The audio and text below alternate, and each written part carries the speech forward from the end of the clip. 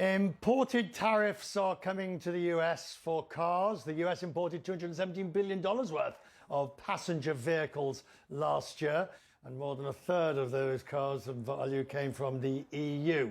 The European Automobile Manufacturers Association says it's concerned by the tariff announcement. Sigrid de Vries is the Director General, joins me now. Do you believe that the EU should retaliate tit for tat against these tariffs? Well, there's a lot at stake.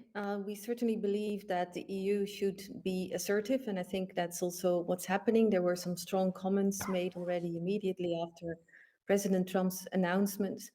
But we also believe that there needs to be a balance struck. There needs to be always a door open for dialogue and to try find a negotiated solution to the problem and avert an escalating trade war. But to the fundamental accusation that the EU has non-tariff barriers, restrictions on US cars coming into the Union, do you reject that? Or has the US got a point that it is not a level playing field? Well, there are tariffs on both sides. I think there have been attempts made in the past already to come to a bilateral trade agreement between the US and the EU, which would have resolved the tariff issue. Usually tariffs are abolished in such an agreement, and would also have taken care of a range of other issues that you generally take care of in such a trade agreement. And these agreements tend to benefit both sides very much.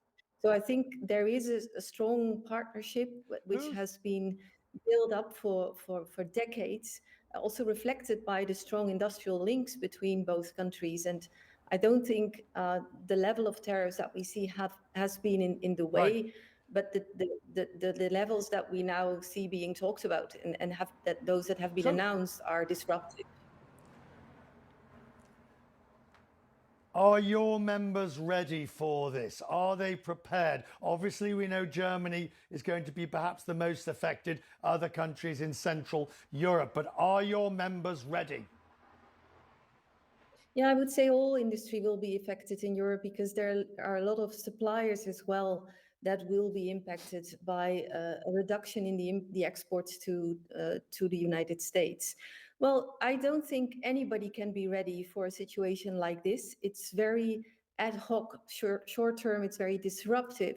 But of course, they're taking all measures they can to be as prepared as they possibly can and do damage control.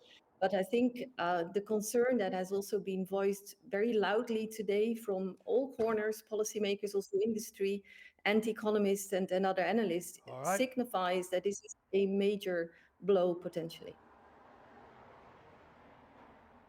I'm grateful for your time tonight. Thank you. Thank you for joining us.